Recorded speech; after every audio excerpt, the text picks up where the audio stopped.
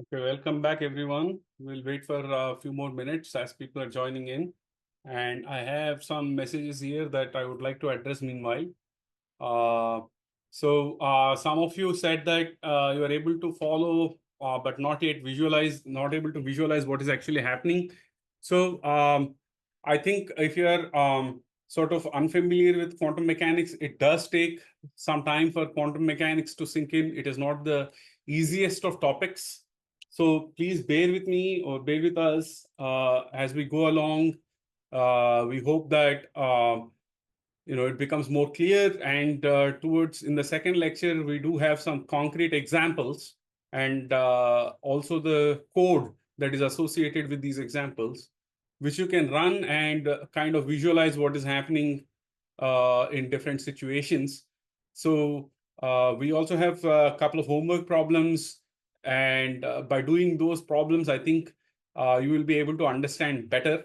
So if you are unable to understand some of the concepts or some of the topics, please don't be worried. Just try to follow along as much as you can and try to ask more specific questions if you're not able to understand. So then we can clarify either during the meeting or point you to the appropriate resources.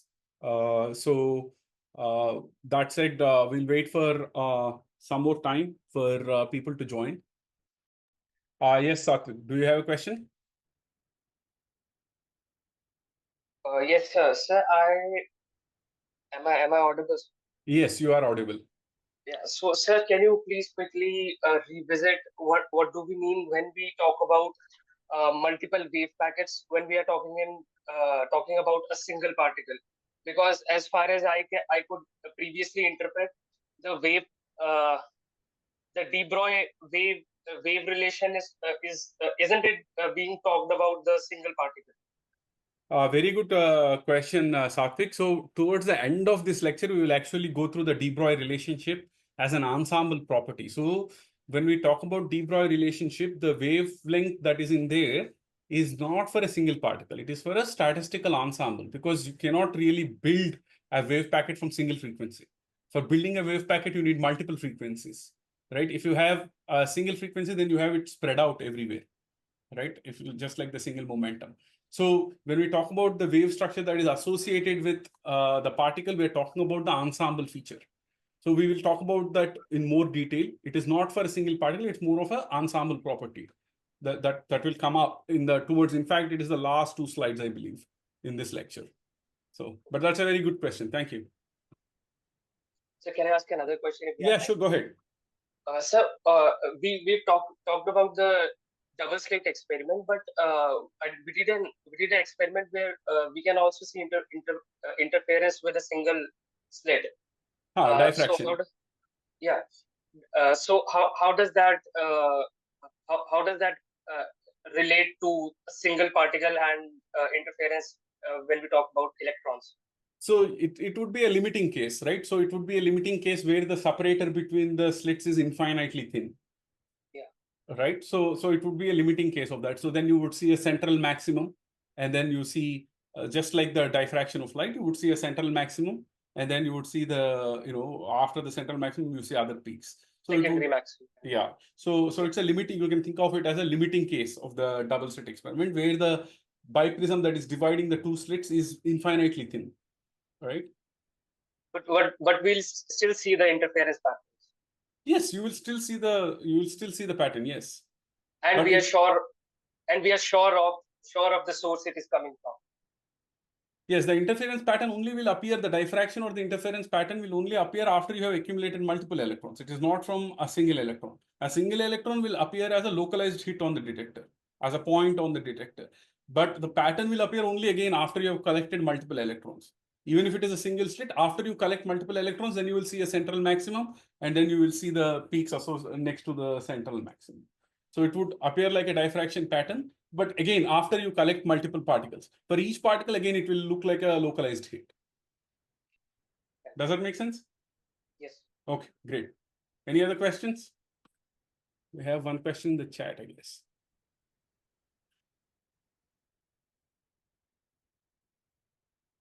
So the wave packet represents, so we have a question the wave packet represents particles that need to be prepared in the same way. That is different wave vectors, so different frequency. Yes, so in a wave packet, based on how localized the particle is, we're using multiple wave vectors to construct that wave packet.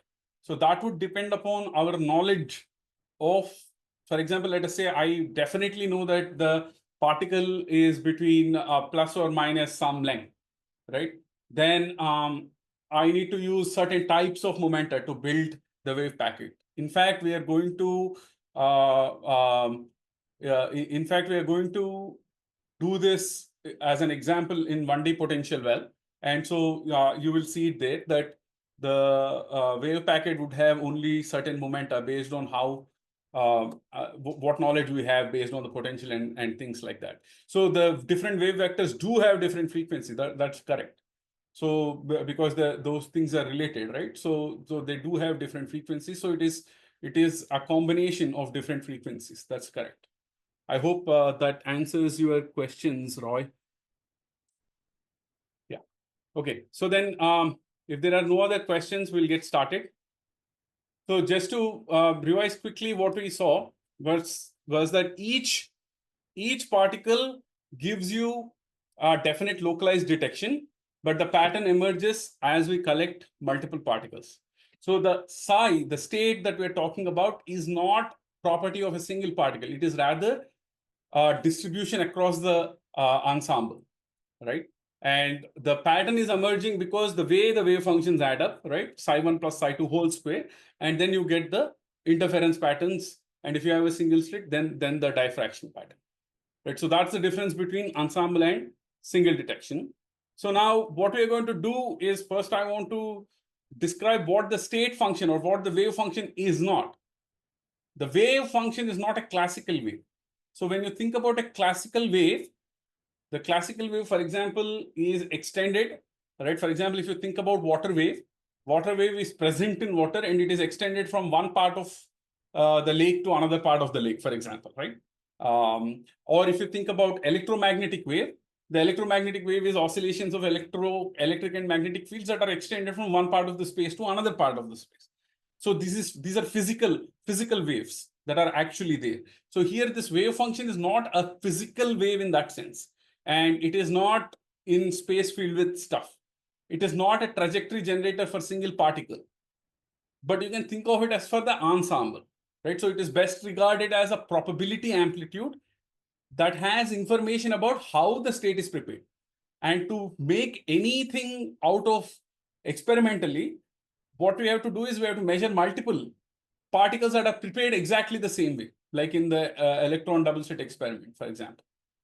So it is best regarded as a probability amplitude that encodes the information about the state preparation, right? That's what the wave function is, right? So the common pitfalls are that is to think about psi square as mass or charge density, but it is not really mass or charge density. It is you can change it to that, for example, in some of the formulations. But here we are basically talking about it as probability density. That is the second postulate, right?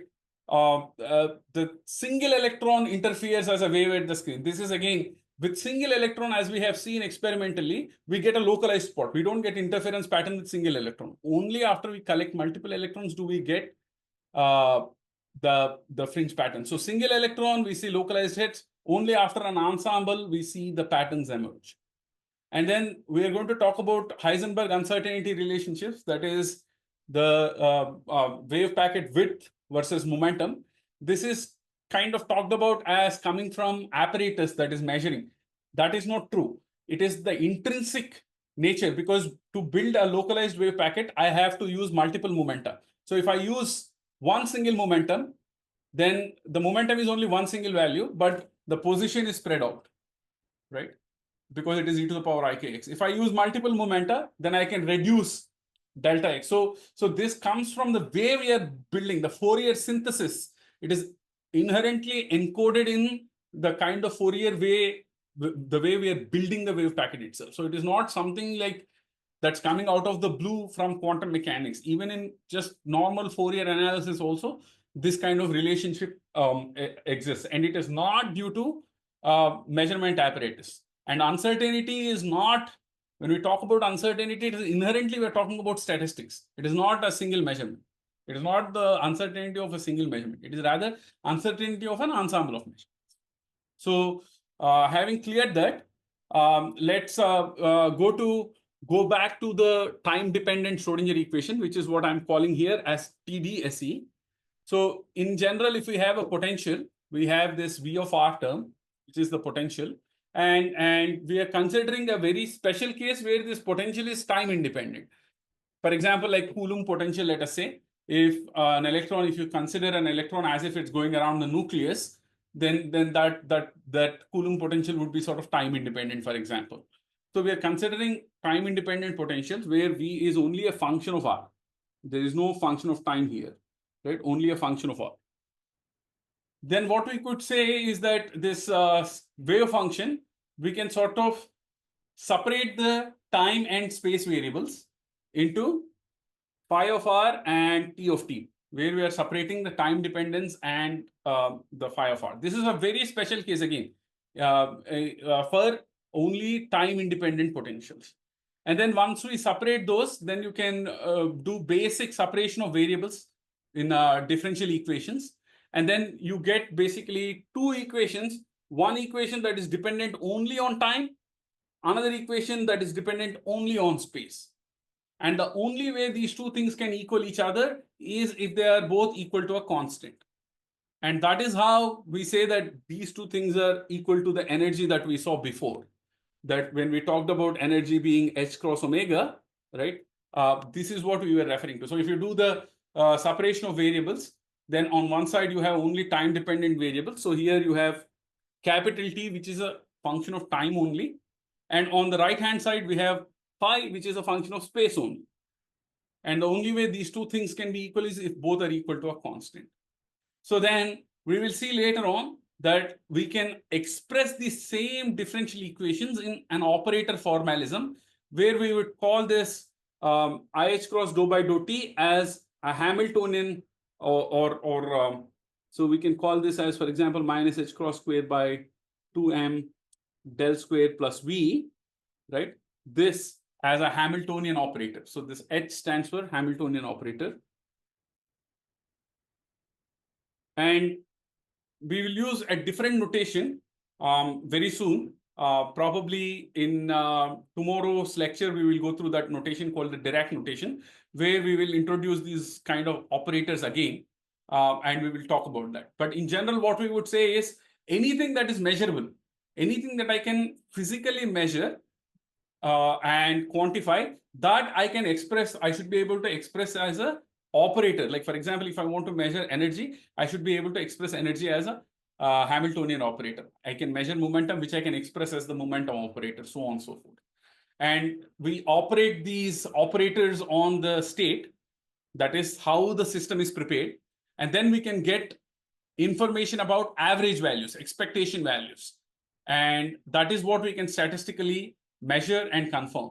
So all these operators would yield predictable outcomes that are measurable. And so Hamiltonian is one such operator that we have here. So when we break this into two equations, we have, if you look at the equation here, IH cross dou by dou T is equal to E. We can solve this, right? So I can do IH cross by T, dt by T is equal to E, right? So then I could write this as dt by T is equal to minus IE by H bar, right? And times dt. And so then we could integrate this, and then we would get T of T to be e to the power minus IET by H bar. So this is how the time evolution is for something where we have time independent potential and where we can separate the spatial and time dependent parts of the state. So these are in general called stationary states, where we can do this. And what we generally encounter in nature are not like this. We don't encounter states like this. We encounter states where the potential is time dependent. But again, we're using this as an abstract way to understand and build our theory of quantum mechanics. So then we can express these stationary states. We call these stationary states because recall that in the second postulate, we said the probability density, right? Probability, we said is psi square, which is psi star psi. So if I do psi star psi for this, we saw that T of t looks like e to the power minus IET by h bar. So you can see that the magnitude, right? If I take this T of t square, that will automatically be 1, right? Because we have T of t is equal to e to the power minus IET by h bar, right? T star, the complex conjugate would be positive. And so if I do T star T, I would get 1. So then the probability psi square would essentially just be phi square. That is the spatial part. So it doesn't change with time. So that is why we call it as a stationary state. That is, the probability is not changing with time, right? And the probability density here in such a case is time independent. And the E energy that we saw is the separation constant because we're separating the time and space variables here.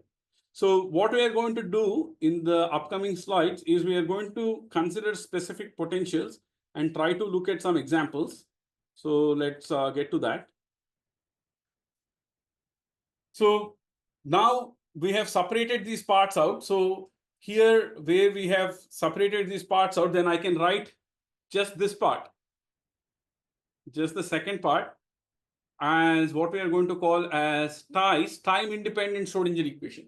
So this part of the equation doesn't have any time. All I need to do is find the solution to this equation, which would be whatever phi of r is the solution to this equation. And once I find the solution, all I need to do to get the total wave function is multiply it with this factor, T of t, right? So all I need to solve is the time independent Schrodinger equation and multiply it with this factor e to the power minus IET by h bar to get the full solution when the potential is time independent. And so we are going to now be looking at time independent Schrodinger equation, right? So let's do that. Let's look at time independent Schrodinger equation and see solutions for a few things. So this is how the time independent Schrodinger equation looks. So here what we did was we move 1 over phi onto the right hand side, so it becomes E times phi, right? So I can rewrite this whole thing as Hamiltonian acting on this phi of r gives you E phi of r, right? And so later in the next lecture, we will see that we can treat this as a operator and we can treat this as like a Dirac notation. In Dirac notation, we can treat this as a ket, more linear algebra there, which Dr. Gargi will talk about on day 2. And we will use basically this equation to solve for different problems. And because this is a differential equation, it's a second order differential equation, so we need boundary conditions based on how the potential is. And so we are going to use boundary conditions, which we will see in a minute, to select admissible solutions for phi and E. And because of these boundary conditions and the way the potential is, we will not be able to use any momentum to build the wave packet, or all momenta are not allowed. Only some momenta and some energy are allowed. So you get the first feature we discussed in the essential feature we discussed for quantum mechanics, that is discreteness. So this discreteness comes from these boundary and normalization conditions. And the discrete continuous spectra depend upon how your potential is, right? So in some cases, the discreteness may be good enough for us to observe experimentally, but in some cases, the discreteness may be so small that we may not be experimentally be able to resolve how discrete they are, right? But mainly the discreteness comes here because of the boundary and the normalization conditions. So let us look at a couple of examples here. So if we look at the energy versus V, if we have E greater than V versus, is there a question?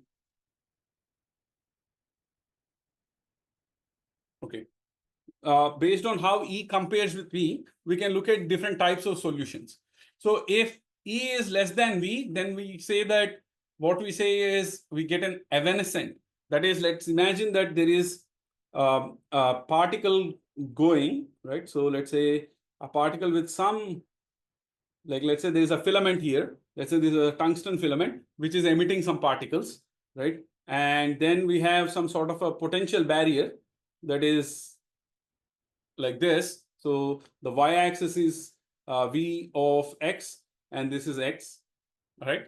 So from this tungsten filament, some electron is coming, right? And at this point in x, it feels a force because there is a change in potential, right? So classically, what we would say is that if there is a barrier like that, then it would hit the barrier and be reflected back, right? But in quantum mechanics, what we would say is that there is a finite probability for this particle to go through the barrier, even if the energy is less than v. So even if energy is less than v, you get an evanescent wave. What that means is that this energy is not the energy of a single particle. This energy is the average energy of a statistical ensemble. Meaning that when I get multiple particles from this tungsten tip, some particles will have energy greater than V, some particles will have energy less than V, but the average energy is less than V. Although the average energy is less than V, there will be some particles which have energy more than V, which pass through. So that looks like the evanescent wave, right? So it is like saying the average height of the class is 5 feet 4 inches, right? That means, that doesn't mean that I can't find somebody who is 6 feet tall in the class, right? There may be somebody who is 6 feet tall, right? And so that 6 feet tall person would go through, right? And not the average height is lower than 6 feet, but there may be people who are taller than 6 feet, right? That can go through. So that's the thing that you have to understand here. It is not the energy of a single particle. Again, it is ensemble. And if E is greater than V, that is again the average energy is greater than V, then we get what we call as oscillatory solutions, right? So which we will look at, and we will also look at bound states. For example, based on the potential, like for example, in a hydrogen atom, we would get bound states for the electron. That means that we require to give some energy to this electron for it to be made free, for it to escape the attraction, or for it to escape the potential that it is in. So the take home message here is, whenever we are talking about these things like E and V, or momenta or energy, we're talking about ensemble, and that is how it is going through. It is not a single particle that is going through. Sometimes it's an ensemble of particles where some particles have a higher energy which make it through. So let's begin with the first example of a potential, which is a 1D infinite square well. So that looks like, basically we have a potential well. So this is the x-axis, and this is the potential along the y-axis, v of x. So from 0 to L, the box extends from 0 to L. So we have some particle in this box, and at the edges, you have infinite potential. So usually we are used to looking at the force, right? So think about force as the spatial derivative of the potential. So that is, the particle feels no force between 0 to L, but at 0 or at L, it feels infinite force. So that's what we mean by that 1D infinite square well. So now we seek solutions to this. So because this is infinite force, that is, even though we have an ensemble, no particle in the ensemble will be more than infinite force, right? So no particle is going to make it outside the infinite well. Only if the barrier is finite, we will have a finite probability of the particle making it outside the barrier. But here we are talking about an infinite square. So no particle is going to be found outside the well, because no particle in the ensemble would have an infinite energy, right? So whatever the wave function is, it must go to 0 here and 0 here. Whatever, there is no probability of finding the particle outside the well. The probability of finding the particle outside the well is 0. So those are the boundary conditions, BCs, that we are going to use. That is, phi at 0 at the left end of the 1D well is, we are going to set that to 0. And phi at L also we are going to set to 0. And so given those boundary conditions, what we seek is solutions to the time-independent Schrodinger equation, which we are compactly writing as this. So if you recall this, H phi is equal to E phi is same as expressing minus H cross square by 2m, right? Del square phi, right? Plus V phi is equal to E phi, right? This is the H part, the Hamiltonian part. But between 0 to n, so we are looking at between 0 to L. We're not looking everywhere because we have infinite barrier at 0 and at L. So no particle is going to, even if we consider an ensemble, nothing is going to make it outside this barrier because it's infinite force, right? So we're only looking inside, and inside the well, the potential is 0. So inside the well, the potential is 0. So inside the well, we are going to have, the equation is simply going to be minus H cross square by 2m del square phi is equal to E phi because the potential is 0. I hope you are able to follow me. And then we have two boundary conditions. This is a second order differential equation, and we have two boundary conditions, that is phi of 0 is equal to 0 and phi at L is equal to 0. That is because we have infinite potential. So let's see how the solutions for this look like. If you have studied musical instruments, it's very similar to that, right? So like the only certain waves are allowed based on the way the tube is, right? In a way, it is similar to like that. So you have only certain waves that are allowed inside. So you get discrete spectrum. So only these kind of waves, these are oscillatory, right? So you can see sine, that is a wave. But again, we want these to go to 0 at the edges. And we have only certain n values, that are allowed. N is equal to 1, 2, so on and so forth. And so you can think of this sine n pi x by L. So when we write this sine n pi x by L, this n pi by L is the momentum k, or the wave vector k rather, right? And this energy that we are going to get, Ek or En, is h cross square k square by 2m. So because k is n pi by L, we can write this as n square pi square h bar square by 2ml square. So even if you didn't understand the math, the main message here is that once we restrict the particle to be between 0 to L, we have boundary conditions. And when we solve the time-independent Schrodinger equation, we see discrete spectrum. That is the first essential feature of quantum mechanics, that the states are discrete, right? So in the previous lecture, in the first lecture, what we addressed is the interference, diffraction, and coherence. Those two things we addressed. So three essential features. One is discreteness, and the other one was diffraction, and the third one was coherence. These two we addressed with whatever we developed in the first lecture. That is, we said postulate one, that I can represent the preparation with a wave function, and then the wave function squared gives me the probability. Using those two, we were able to address these, but we have not addressed the discreteness. So here we are trying to address such a discreteness using the Schrodinger wave equation. So here you can see that now the energy values are discrete. So when we look at the way these wave functions appear, so you can see that the ground state, that is n is equal to 1, has no node. That is, it doesn't go to 0 anywhere. So on the left-hand side, what you are seeing is the wave function itself. And on the right-hand side, you are seeing the wave function density, the probability density, psi square. So what does this mean? That means that, for example, if I take a 1D square well, right? Let's say, let me go back one slide. So let's say I take one 1D square well. So this is going to infinity. This is going to infinity. And in between, we have potential to be 0. And at the edges, we have the potential to be infinite. So now let's say there is a particle inside this box, right? So what do we mean by the wave function looking like this? Is that, let's say I take pictures of this box to capture where the particle is.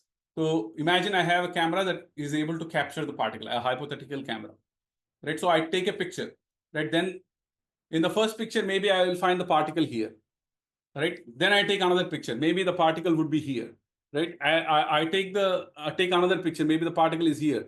Take another picture. Particle is here. right? So if I take multiple pictures like that and build up how many times a particle is found in one particular section of the box, I can build up a probability density, and that probability density is what looks like this.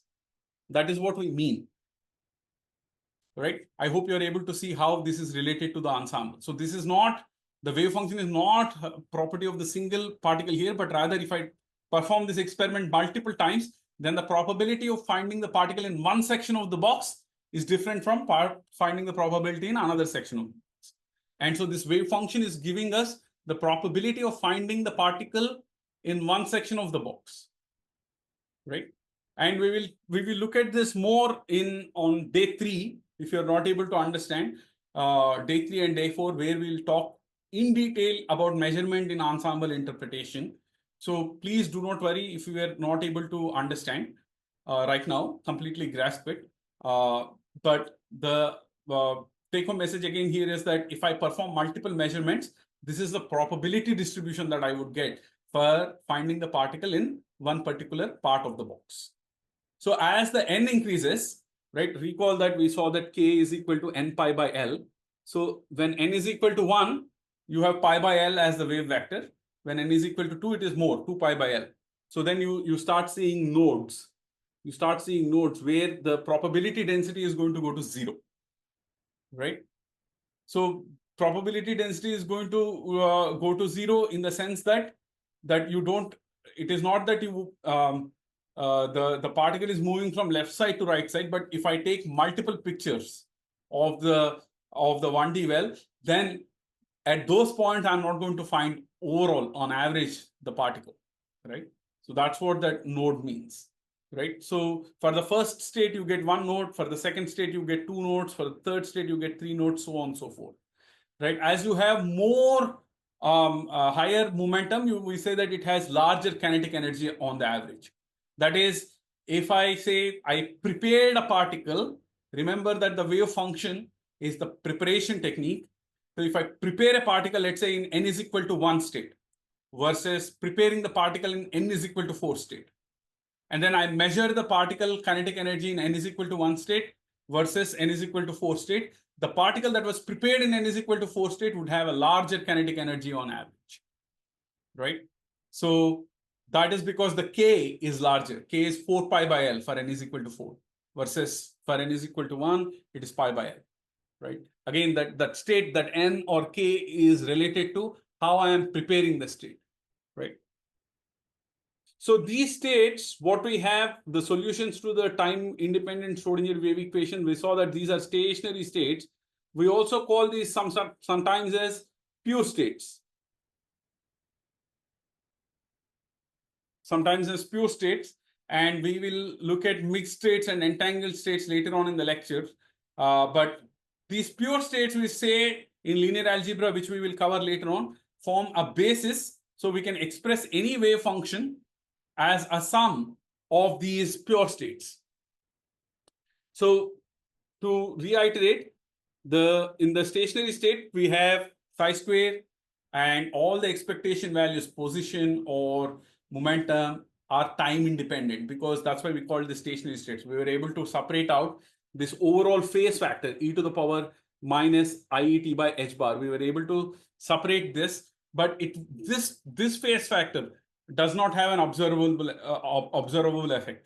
There are other phase factors which have observable effects, which we might get to discuss later on. But this here in this example, this e to the power minus IET by h bar in a stationary factor, in a stationary state, won't have any observable effect.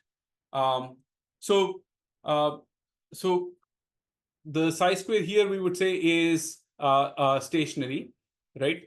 So these phi n's form a complete orthonormal set, or we say these form a basis set. So these phi n's are what we wrote as square root by 2L sine n pi x by L. These are the solutions to the time-independent Schrodinger equation. So these are mutually orthonormal. That means if you they don't have any overlap between them, right? So if you integrate a product of, let us say, phi 1 star versus phi 2, right? That goes to 0 basically. So using linear algebra, again, we will look at this in more detail. That means in any general state, I can express that as a combination of these. For example, let's say we have these 3 unit vectors I, J, and K, right? I, J, and K are mutually orthogonal to each other. I is pointing to the right or left, up or down, front or back, right? These are mutually orthogonal. So I can express any vector, let us say any vector A, as a combination of these vectors, like some ax times I plus some ay times j plus az times k, right? So I can express that as a combination of these basis vectors. So in a similar fashion, any wave function, any state preparation procedure, I can express that as a mixture of these pure stationary states. So any psi can be expressed as sum of these C and phi. And so then these states, which are a combination states, they need not be stationary. Because when we multiply, remember that we have psi star psi to get the total probability. So only if we have pure states, only if we have purely stationary states, the observables or whatever we measure are time independent. But if we have mixed states, they need not be time independent, because you get factors that multiply each other and don't cancel out. When the energies are different, then those factors do not cancel out. Rather, they give rise to what we call as like beat in the expectation values. So let's take a look at that in more detail. So in general, nature doesn't provide us with pure states. In general, in nature, whatever we find are mixed states. And these mixed states can be expressed as a summation of the pure states. So for example, here you see that if I express psi as a summation of multiple states, let's say psi is, let's just take 2. So I write this as C1 phi 1, right? Plus C2 phi 2, right? Then phi 1 will be multiplied by e to the power minus IE1, the energy corresponding to that. And this would be multiplied by e to the power minus IE2. So the phase factor that is multiplying phi 1 and phi 2 is different. For phi 1, we get E1, and for phi 2, we get E2. So when we take the square, like in the second postulate, when I take psi square, then I do get one time independent term, right?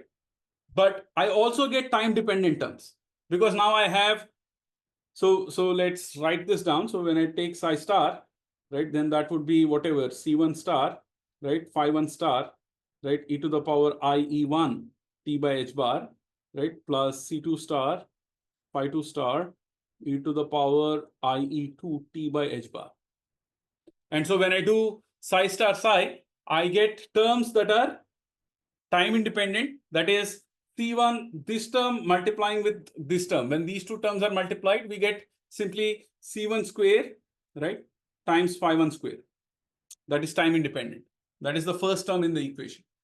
But when I have cross terms, this term multiplied by this term, the second term, C2 phi 2, then I get a difference, E1 minus E2. They don't cancel out because E1 and E2 are different. So then the probability becomes time dependent. And we say that these probability densities are oscillating because e to the power I theta, right, from Euler's formula, e to the power I theta is simply cosine theta plus I sine theta. So these have oscillatory. And then the frequency is given by this, whatever is the difference, En minus Em by H bar. That is the frequency we get. So we call these as superpositions. That is, I have phi 1 and I am adding phi 2. I'm adding these in some particular weights. The total probability should still remain 1, right? So that's why I'm balancing them with these constants C1 and C2. So the total probability remains 1. And when I have this kind of a superposition state, then the probabilities become time dependent, right? In pure states, we do not have time dependence. If I have phi 1 or phi 2, we do not have time dependence. But when we mix these into superpositions, then we get time dependence densities and expectations, right? So that's a superposition state. So again, this part is emphasizing the same thing. That is, if I try to find the expectation value, So by expectation value, what I mean to say is, for example, here, if I talk about expectation value of the position, what that means is I have a potential well where at the boundaries, the potential is going to infinity and the well itself extends from 0 to L. I take pictures. I take multiple pictures, right, of where the particle is. Then, as I said, I have certain probability of finding the particle at one place in one section of the box compared to the other section of the box. Now, I add up all these, right, and I try to find the average position where that is going to be, right? So if you have an imaginary line at L/2, there is equal probability of finding the particle on the right half of the box compared to the left half of the box. So on average, the particle would be at L/2, right? So if you look at the wave function would look like this, right? So the probability density on the right hand side is equal to the probability density on the left hand side, meaning I have equal chance of finding the left and right are exactly the same. It is just a matter of what you call right and what you call left. They look exactly the same physically, right? So then the probability density is the same. So then on average, if I take pictures multiple times, then I would say that the probability is at L/2. And if it is a pure state like phi n, then this e to the power minus iet by h bar or e to the power minus I omega n. So here we are calling En by h bar as omega n. Those terms will, in pure states, those terms will cancel out. And so the expectation value will be time independent. That is, on average, if I measure multiple particles, on average, I would find that the particle is at L/2. Right? That's the meaning, right? This is not a single measurement, It's multiple measurements of similarly prepared systems, right? It is not a measurement of multiple particles that are different from each other, but it is multiple measurements on a single particle that are prepared in the same way. So let us look at what happens if I have a superposition state. So then in a superposition state, we would expect that the particle would have time dependent expectation values. We can also calculate expectation of momentum.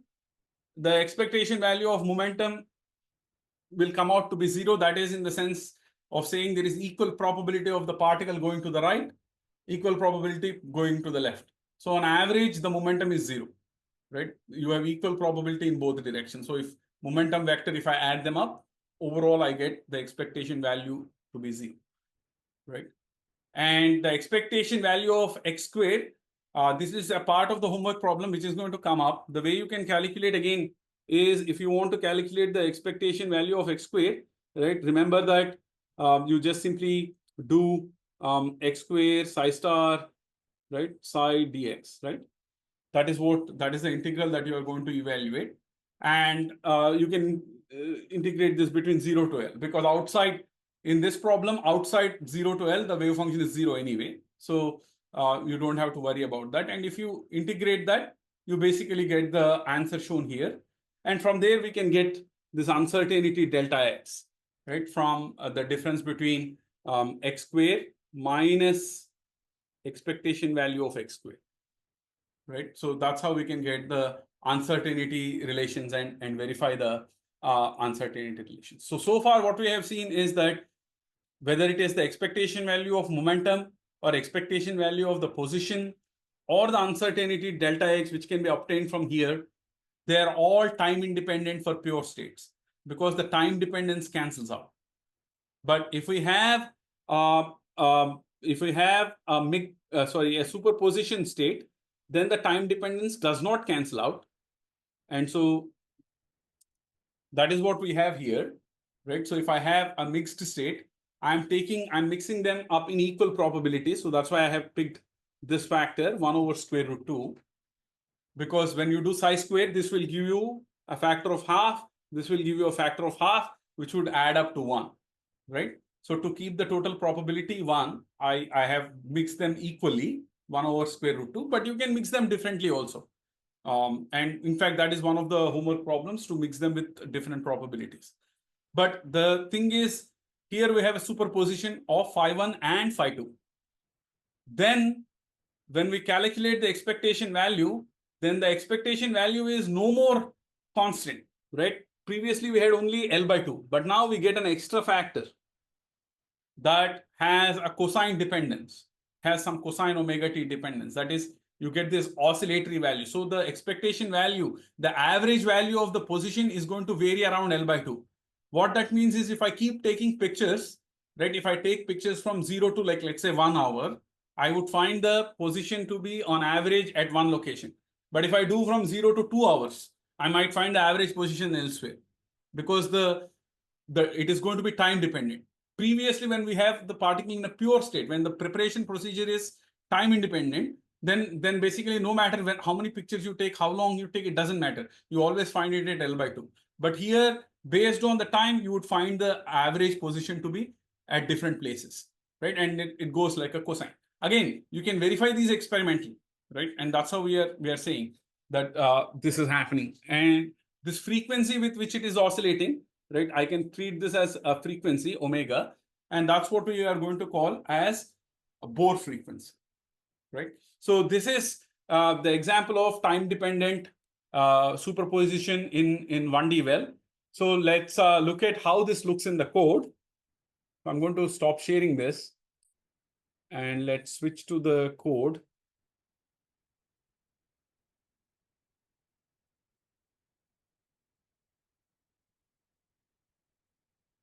Are you able to? Okay.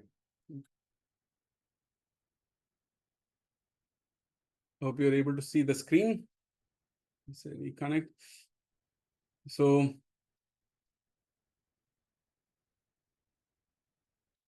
this is, so we saw there are in this file, the first part of the code is the first module is for the wave packet. The second is evolution of the wave packet. The third one is where we are talking about the 1D infinite square well, right? So here you see that I'm initiating a state. Again, we will talk about NumPy in more detail tomorrow. But for now, we are putting a superposition here. I'm defining a superposition where I am putting the superposition as 1 over square root 2. So I guess some people asked me to zoom in. So let's see, let's zoom this in.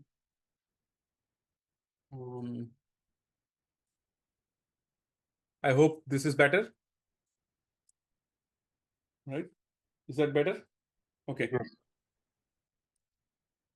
So here I'm defining psi superposition. This is phi 1, that is square root 2 over L sine n pi x by L, where n is 1. So we're not really putting 1. So multiplying by 1, right? You can do that if you want, but it doesn't matter. 1 times L, right? And the second one is 2. So this is n is equal to 1. This is n is equal to 2, right? And then I have energy 1, energy 2, and then I'm mixing them up equally. So I'm picking 1 over square root 2. You can mix them up differently. In fact, that's one of the homework questions. So you can use the code to change these C's. Again, when you're changing that, please make a copy for yourself. Don't change here. And then for finding the expectation value, this is just numerically how we integrate. And then we're going to plot how this expectation value is changing as a function of time. And we're also going to plot how psi square itself is changing. The probability density itself is changing. So let's run this.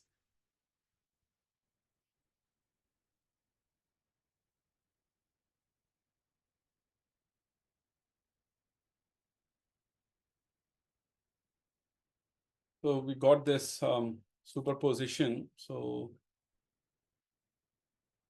for those of you unfamiliar with Colab, you can go to your Google Drive folder and create a Colab notebook from the Google Drive folder to access this. So we got this file. So let me download that. And so this file, we are going to see how so you see that here, the expectation value of X is changing with time. So based on when I measure, right? So based on when I measure with T, so based on when I measure with T, the expectation value is going up or down, right? It is not constant. right? So the expectation value is changing. So let's look at how the probability density itself is changing.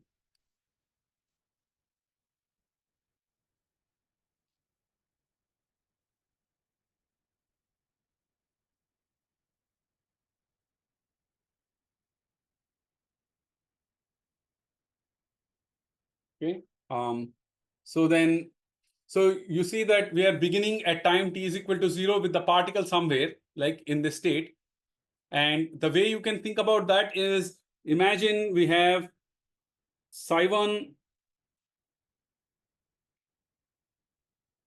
So we have, remember that in the potential well, psi1 looks like this, psi2 looks like this with one node, right? So if I look at the, so this is for psi. If I look at psi square, then the psi1 square would look like this, psi2 square would have a node, right? So if I mix them up, then I would have one node. That's why we are seeing a node here, right? Because we are mixing up psi1 and psi2, right? This is the probability density, psi square, right? And this is not exactly at time t is equal to 0. So let's go back to time t is equal to 0. And then let's play it out. See how the, you see how the time dependent density is changing. So the particle is in the state preparation is different at different times, right?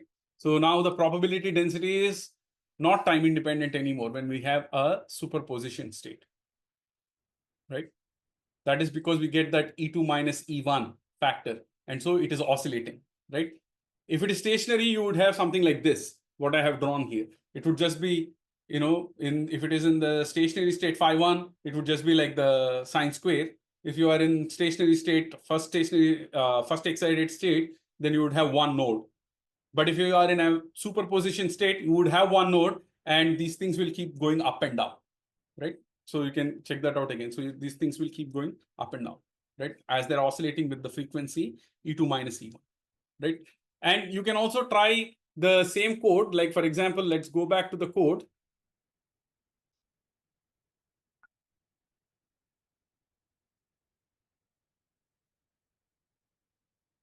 So for example, I can add this to be like instead of 1 and 2, I can make this to be 2 and 3. So I would like for you to type in the chat how many nodes we will see if I use 2 and 3. Please type in the chat how many nodes we will see if I do 2 and 3, and we will see how that works out. So n square. So this should be we have to change the energy as well. So 4 times h bar square 12, and this will be 9. So n is equal to 3. So I change this to n is equal to 2 to n is equal to 3. Okay, I got only one answer. So please, if you are awake and if you are attending, please type your answer.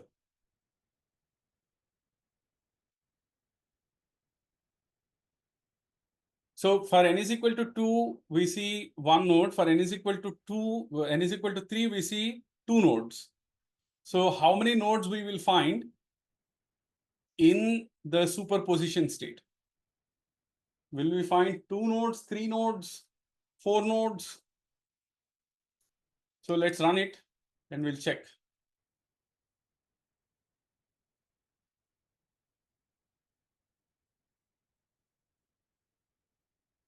Okay, so I see the most answer is 3. So let's see. We used n is equal to 2 and n is equal to 3 states. So let's see how many nodes we'll find, right? So you can see here, right? So we find, don't multiply the dashed line because that was computed for the previous one. So we see 1, 2, 3, right? So let's look at the movie. Let me download this. And I'm going to stop the screen here. So then,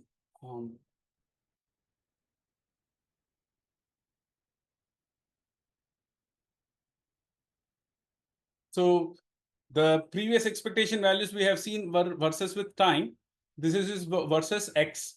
So you will see the maximum number of nodes. When we are looking at n is equal to 1 and n is equal to 2, n is equal to 2 has one node, n is equal to 1 has 0 nodes. So overall, in the superposition state between 1 and 2, we will see one node. If we are looking at n is equal to 2 and n is equal to 3, then we will see two nodes because n is equal to 3 has two nodes. So you see one node here and another node here. So when I play it, you see that it is oscillating like this. So we'll see two nodes. Whatever is the maximum number of nodes in the superposition, we will see those many nodes. Are you able to follow me? Right? Whatever is the maximum number of nodes, we will see those many. So we can go back and check again, right? So let us go back and change it to, let us see where the code is. So now let's say we change this to 3 and 4, or let's say 3 and 5. So I'm making a superposition of n is equal to 3 and n is equal to 5. So for n is equal to 3, I would have 3 minus 1, 2 nodes. For n is equal to 5, I would have 5 minus 1, 4 nodes.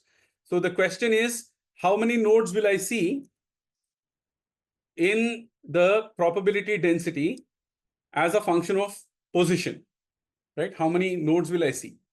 Please use chat to answer, right? If I have state number 3 and state number 5, right? How many nodes will I see? Previously, a lot of you answered 3 nodes, which was not correct. We saw only 2 nodes because the maximum was 2 nodes.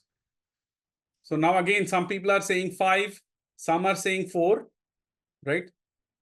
So I would expect 4 nodes because the maximum number of nodes here, we are mixing states 3 and states 5. State 3 has 2 nodes. State 5 will have 4 nodes. Whatever is n, you have to do n minus 1 to see the number of nodes. So n is equal to 1 is the lowest state, and that has 0 nodes. N is equal to 2 would have 1 node. N is equal to 3 has 2 nodes. N is equal to 5 has 4 nodes. So how many nodes should you see? Right? I would expect that you should see 4 nodes, right? So let's download this and see whether that is right or wrong. And again, you can run this by yourself, play around, and see that.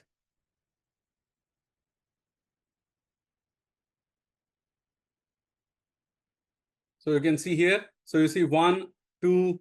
There are 2 nodes are sort of coming up here. So, but you see the 4 nodes: 1, 2, 3, 4 nodes.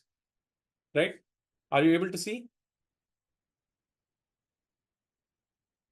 And if you observe closely, so this is for these 4 nodes are for mixing 3 and 5 states, right? So let me stop this and let me play the other one where we mixed another state. So this one, the one that you are seeing right now, can you guess what states we mixed here? Please type in the chat to see what states we mixed here. You can see that from the number of nodes that are here, there is only one node, right? So we probably mixed n is equal to 1 and n is equal to 2 states. And let us see how fast, look at how fast it is oscillating, right? It is pretty slow, right? Because E1 and E2 are lower energies, so the frequency is, it is oscillating less, right? Now, if I look at, maybe I should share the full screen so that I can show things side by side.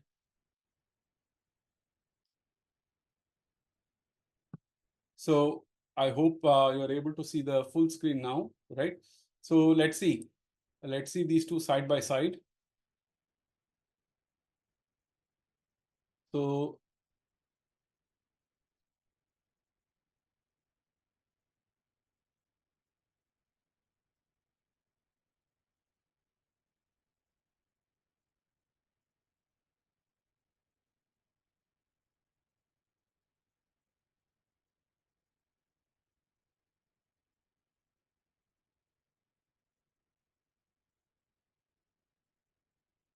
just trying to resize them so that you can see them at the same length or same scale.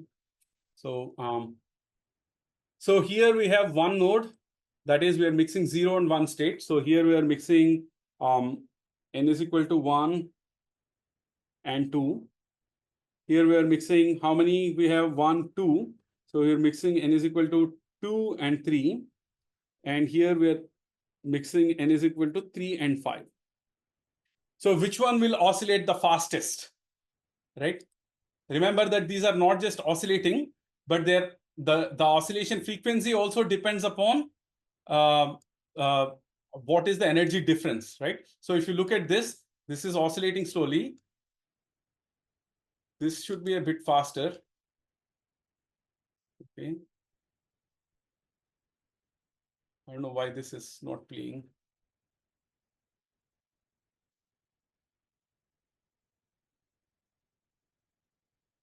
So if you look at this part, see it is oscillating slowly. And if you look at this one, it is oscillating faster. I hope you are able to see that these things are oscillating faster, right? So let me reopen this file.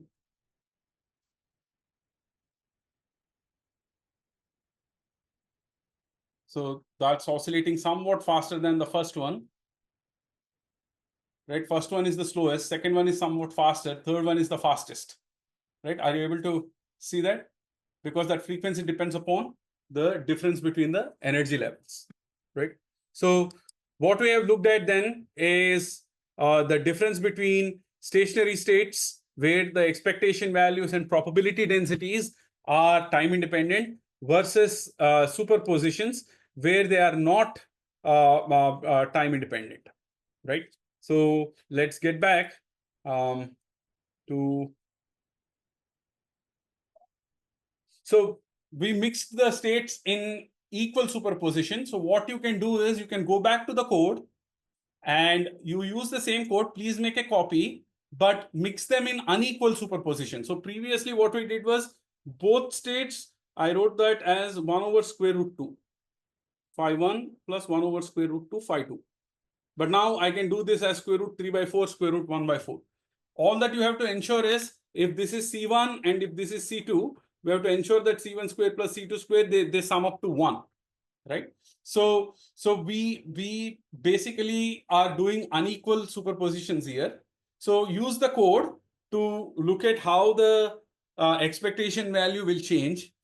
Think about how the nodes will look like, whether the nodes will look symmetric like the previous case or will they look asymmetric, and qualitatively try to change coefficients and the states. Instead of phi 1 and phi 2, you can mix phi 2, phi 3 or phi 1, phi 4 and mix them in unequal superpositions and try to see how the frequency is changing, right? Again, you don't have to submit this for grading, but this is for your own understanding. As Dr. Gargi mentioned at the beginning of the lecture today, that for a better understanding, when you do this code, if you are able to follow math, but you're not able to visualize properly, our hope is that you can use this code to visualize things more properly, right? And check them out for yourself. So you can conceptually think what is going to happen. So what I would recommend is before you use the code, write down what you conceptually expect from whatever we have discussed. And after you have written it down, run the actual code and then see if it actually makes sense with your expectation. If it is the same, then that's great. That means you have understood it. If it is not the same, that means you're missing something. And so check whether you are wrong or the code is wrong.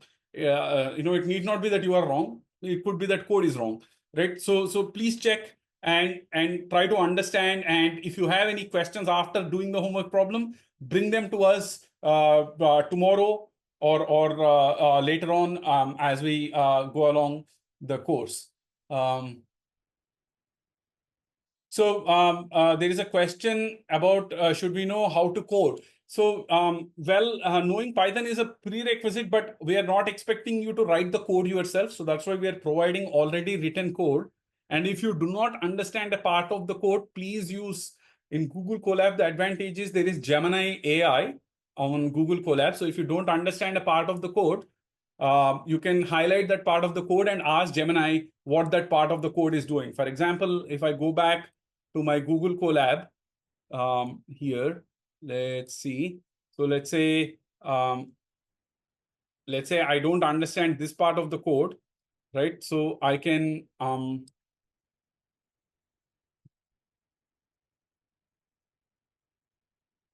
where is the Gemini AI? So it's at the bottom, middle bottom, sir. yeah, okay, I see it now. Continue. Thank you, whoever that was. Okay, so so then I can kind of ask what is this doing, right? Explain this to me. There was a better way of doing this that usually it shows up right here, explain this part of the code, but it is yeah, okay, explain what this part of the code is doing. Okay, with the AI, I don't know if it spits out some answer that looks funny. So, but let's see. It should tell you that, it is making a superposition. But if you do not know how to code, you could use this kind of Gemini AI to code or to explain the code. So, but yeah, so it is calculating the superposition state in 1D infinite square well at given position x and t. Right here is a breakdown, right? So it is explaining everything to you. So you should be able to see it that way. So if you don't understand, so please make use of that if you do not know how to code.